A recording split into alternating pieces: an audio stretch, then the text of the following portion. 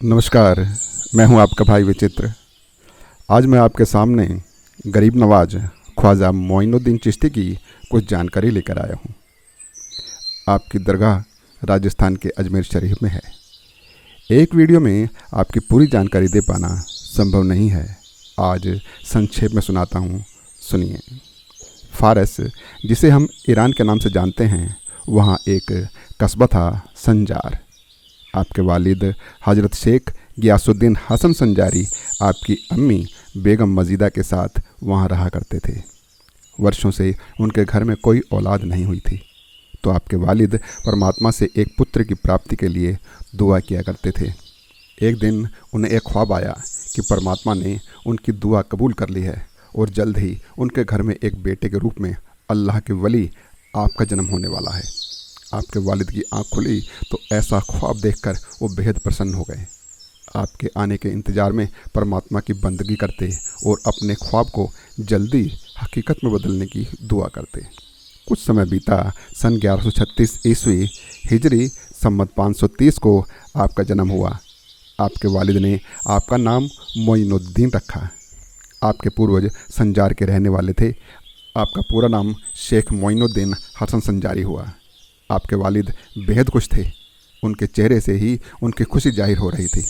लोगों ने पूछा, गियासुद्दीन, एक बेटा पाकर बहुत खुश हो? उन्होंने कहा, हाँ बिल्कुल, ये मेरा बेटा अल्लाह का वली है। ये मेरा नाम रोशन करेगा।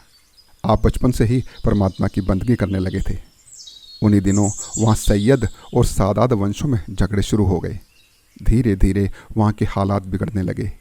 मारकाट होने लगी। सैयद और सादात आपस में एक दूसरे का कत्ल करने लगे। बहुत से लोग वहाँ से पलायन करने लगे। आपके वालिद ने भी संजार से पलायन करने का फैसला लिया और एक दिन संजार छोड़कर खुरासान चले आए। वहाँ आकर उन्होंने एक आम का बगीचा खरीद लिया और यहीं रहने लगे। आप 15 साल के हुए तो आपके वालिद का इंतकाल हो गया और उसके कुछ समय बाद आपकी वालिदा भी इस संसार को अलविदा कहकर चली गई। आप अकेले रह गए थे। आप नेकदिल इंसान थे। आपके पास कोई भी गरीब मदद मांगने आता तो आप उसे मायूस नहीं करते थे। जो बन पड़ता था, अन्न, धन या वस्त्रों से उसकी मदद करते। इसी आदत ने आपने अपना सब कुछ गरीबों की मदद में समाप्त कर लिया। आप खुरासान से बुखारा चले गए। वहाँ आपने कुरान का अध्ययन किया। कुछ ही समय बाद बकरीद आने वाली थी, तो समय रहते आप काबा हज करने चल पड़े। मक्का मदीना पहुंचकर कायदे अनुसार हज पूरा किया। वापस आते समय आपकी मुलाकात ख्वाजा उस्मान हारूनी से हुई। रुतबाए हारूनी से आप इतने प्रभावित हुए कि आपने उनसे दरखास्त कर दी कि आप उनके जैसा बनना चाहते हैं। उन्होंने खुश होकर आपको अपना शागिर्द बना लिया। आपने अपने आप को पूरी तरह उनके सुपुर्द कर दिया। आप उनके कहे मुताबिक चलने लगे। उनके साथ आपको 1 वर्ष होने को था। दूसरी बकरीद नज़दीक आ रही थी, तो उन्होंने आपसे हज पर चलने की तैयारियां करने के लिए कहा। आपने हज पर चलने की सारी तैयारियां कर ली। आप अपने गुरुजी के साथ हज पर चले गए। हज के दौरान आपने उनके साथ सफ़ा और मरवा पहाड़ियों की परिक्रमा शुरू की। 7वीं परिक्रमा उन्होंने आपका हाथ अपने हाथ में लेकर पूरी की।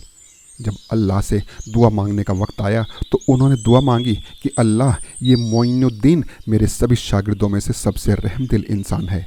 ये गरीबों और मोहताजों की मदद करने वाला इंसान है। अल्लाह, इस पर अपनी निगाह करम कर दे। ख्वाजा उस्मान हारूनी ने दुआ के बाद आपके मस्तक को चूम लिया। हज पूरा करके आप वापस आ गए।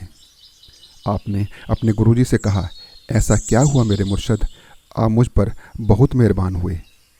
उन्होंने कहा, मोइनुद्दीन, अल्लाह ने तुझे एक नेक काम सौंपा है। आपने कहा, ये तो आपकी दुआ है। उन्होंने कहा, अल्लाह ने तुम्हें गरीब नवाज के तगमे से नवाज दिया है।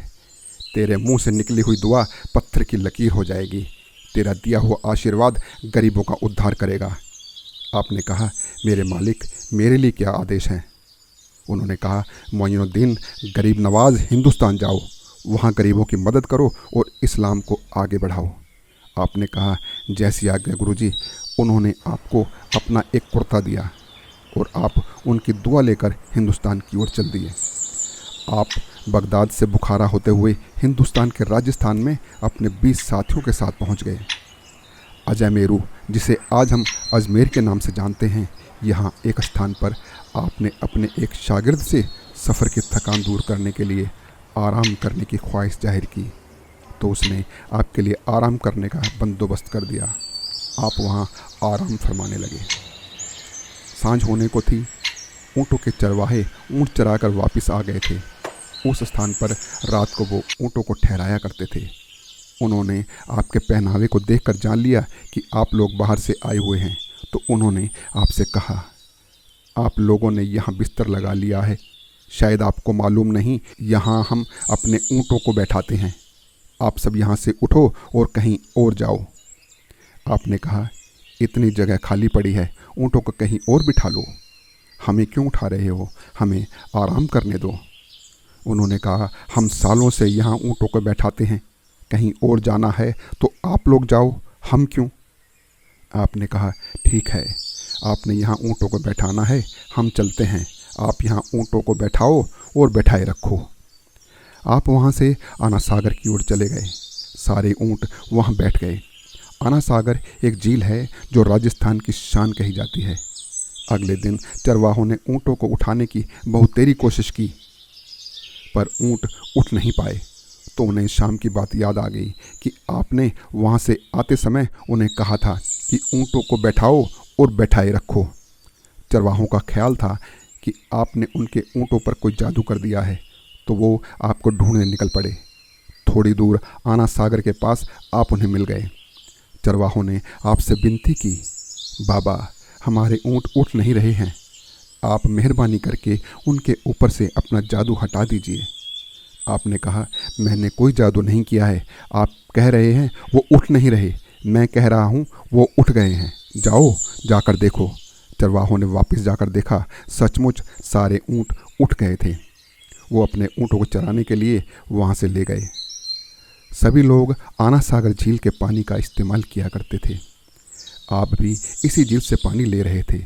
सन 1190-91 ईस्वी हिजरी सम्मत 586-87 में उन दिनों इस झील के किनारे एक मेला लगने वाला था। मेला लगने लगा तो लोग इकट्ठा होने लगे।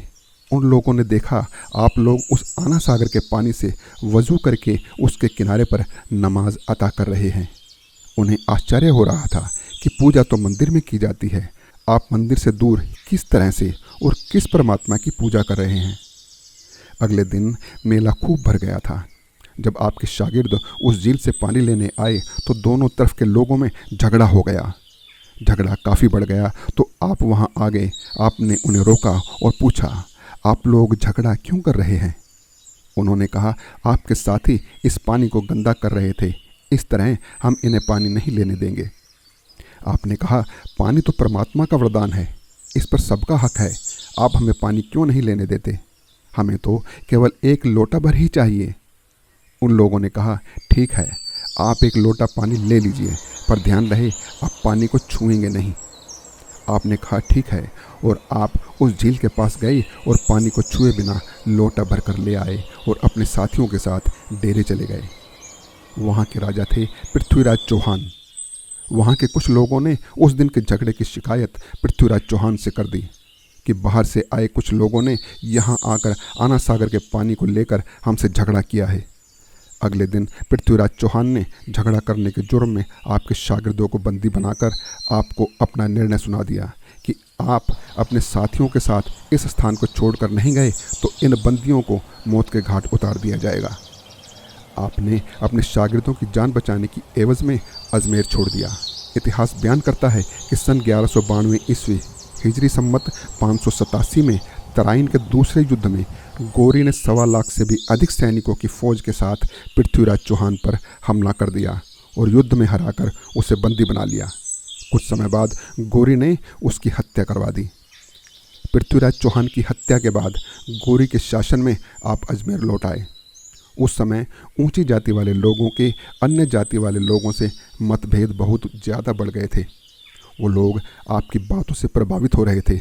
उन लोगों में आपकी प्रसिद्धि बढ़ती गई और वो अपना धर्म परिवर्तित करके इस्लाम धर्म अपनाने लगे।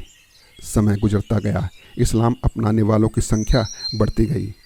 आपको भारत में इस्लाम धर्म का संस्थापक कहा जाने लगा। सन 1236 ईस्वी हिजरी संवत 633 में आपका निधन हो गया। अजमेर की मिट्टी में आपको दफन किया गया। मुगल सम्राट शाहजहां ने 1650 ईस्वी हिजरी संवत 1060 में अपनी बेटी की देखरेख में आपके मकबरे का निर्माण करवाया और अन्य मुगल सम्राटों ने मस्जिद का, जिसे आज हम अजमेर शरीफ के नाम से जानते हैं। विभिन्न धर्मों के दूर दूर से बड़े बड़े लोग इस दरगाह पर फूल, मखमली कपड़ा, इत्र और चंदन चढ़ाने आते हैं। इस दरगाह को मुसलमानों का महत्वपूर्ण तीर्थ स्थल माना जाता है। तो ये थी गरीब नवाज ख्वाजा मोइनुद्दीन चिश्ती के जीवन की कुछ जानकारी। आपको कैसी लगी बताइएगा। आपसे मिलने वाले प्यार का बहुत बहुत धन्यवाद। नमस्कार।